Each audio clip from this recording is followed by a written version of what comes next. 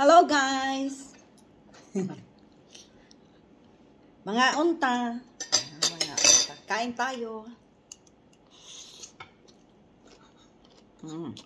Masarap po. Ginisang cabbage. May sibuyas, patatas, tsaka manok. Ang alaga ko, spaghetti and meatballs.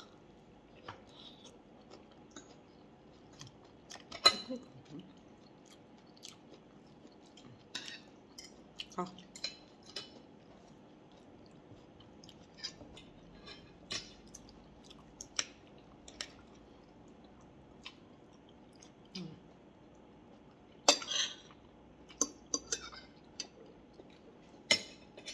Opo.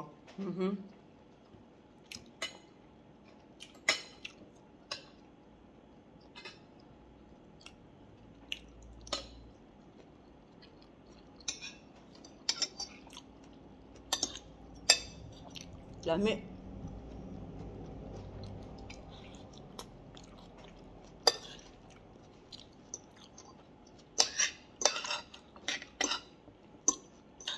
Okay po. Ginisang cabbage. Sold.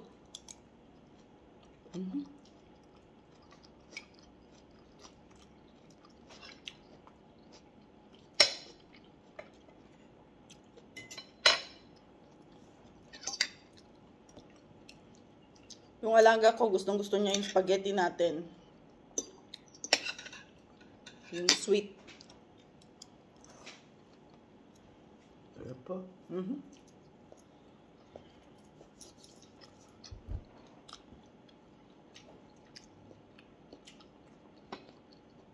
Ang init ngayon. Sobrang init sa labas. Naka-aircon na kami.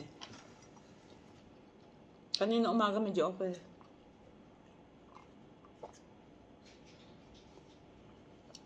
Pero pagpatak ng alauna hanggang alas 5, Sarap po to. tirik pa yung araw.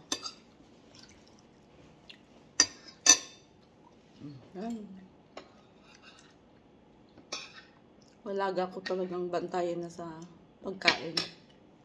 Limot na yan minsan. Sarap po.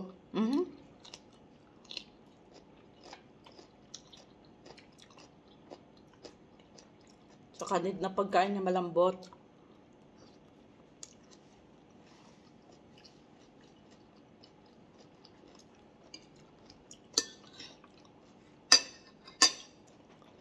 Kaya ang ulam ko half cook. Yo. Ja, sitsot. Sarap po.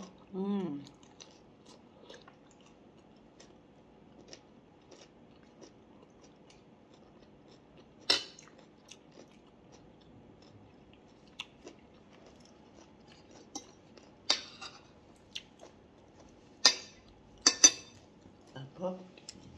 Nagbabawas ako ng kain dahil mahirap ang mataba.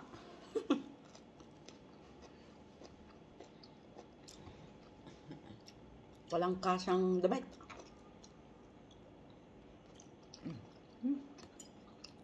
Yun na. Tuk din.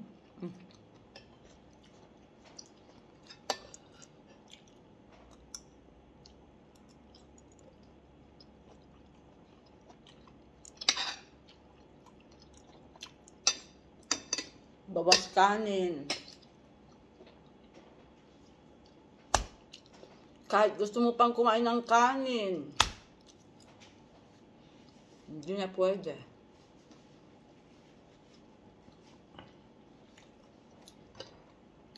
So, ito na lang.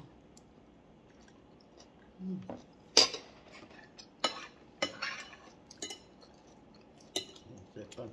Lo. Cherry kakol.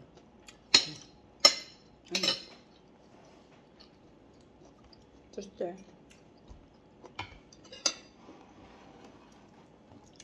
Ayaw daw niya. Hindi pwede. Dapat ubusin niya yung binibigay ko. Sa alaga ko, strict ako sa pagkain niya. Kailangan niya ubusin. Konstigt bra.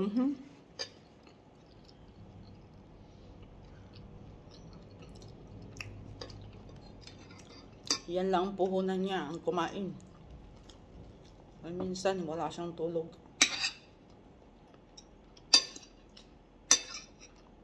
Nagpupuyat na siya.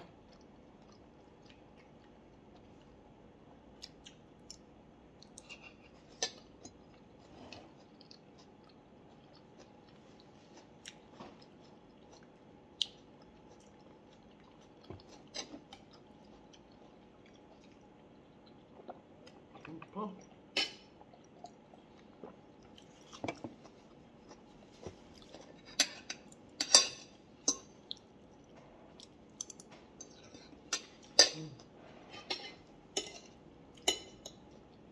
Speak.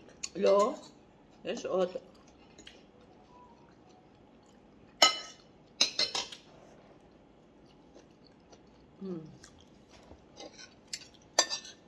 Ayo, anong lunch nyo?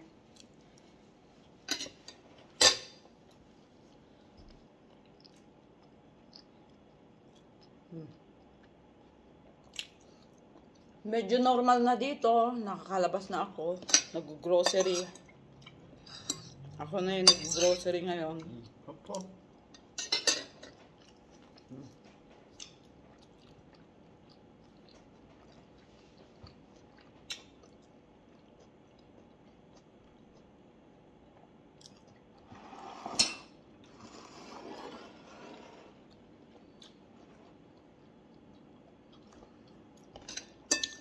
Busog. Kahit gulay, busog.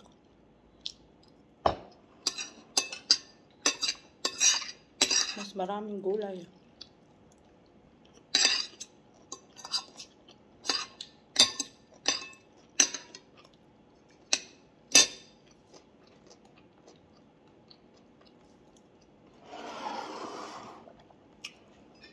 Maraming gulay, konti yung kanin. Kaya lang hindi ako kumain ng walang kanin, guys. Kailangan ko ng kanin. Wala akong lakas sa trabaho ko kung hindi ako kumain ng kanin. Especially yung nagpupuyat yung alaga mo. Hindi pwede. Pag caregiver kayo, need yung kumain.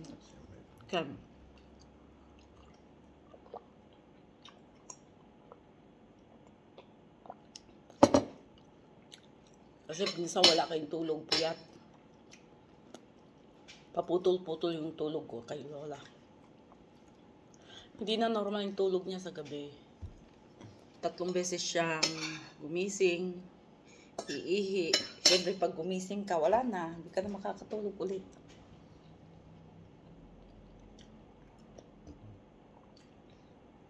Kaya lang, ganito ang buhay, caregiver. Sa mga nagtatanong, wala pa po ang application ng Israel. Tapos yung mga nagbakasyon, salamat sa Diyos, bumalik na sila dito na unti-unting nakakabalik na dito sa Israel. Unlike nung last week, talagang hindi pinabalik ng mga sa gobyerno natin na nag-alert 3 doon sa Pilipinas. So, hindi na-cancel lahat ang flight ng pabalik dito na Israel. Pero gumawa ng paraan yung mga tao dito sa Israel. Kailangan nang bumalik kasi may mga employer din sila. May responsibilidad sila dito na iniwan. Na hindi ganun kadali. Ang tanong, kaya bang suportahan ng gobyerno ang mga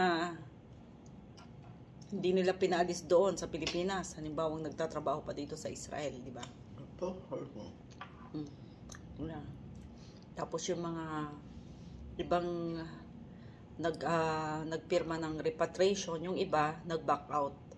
Hindi sila tumuloy na bumalik ng Pilipinas. Alam nila, guys, alam nila na hindi ganun kadali ang bumalik sa Pilipinas na wala ka pang masyadong ipon. May ipon man o wala, pag-isipan mo mabuti.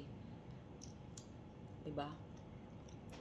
alam ng mga taga-Pilipinas kung gaano kahirap ang Pilipinas, may sweldo ka man na malaki o maliit man, no? Especially, meron kayong pinapag-aral, kolehiyo.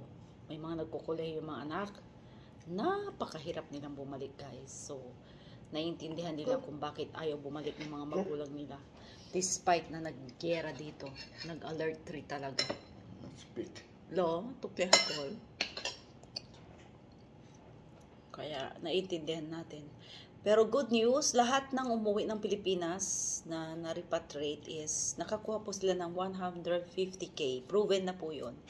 May kaibigan po kami na nakuha talaga nila yung kanilang 150,000 pesos. Buo, naka-envelope. So, congratulations. Sana gamitin nyo yan at gawing mag-productive ang 150K. Pang negosyo, kung ano man. Para sa akin, negosyo, pagkain eh. Pagkain, grocery store, tindahan. Kasi yun mga basic na hindi pwedeng palampasin ng mga tao, ang pagkain. Kaya pinag-iisipang mabuti kung ano magiging negosyo mo din. Tukli na. Lo, tukli. Habang nagkikwentuhan tayo, tos lola.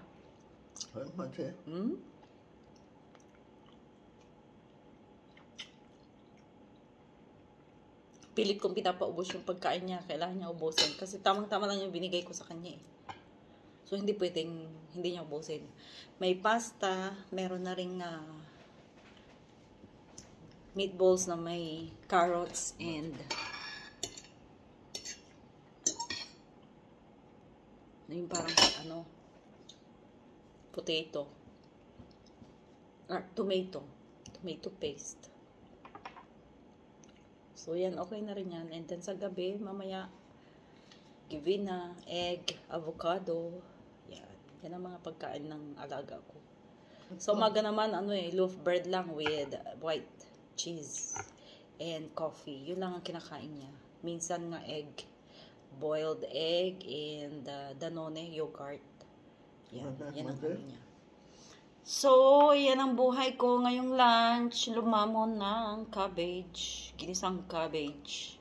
Maraming sibuyas, di ba? Solved na.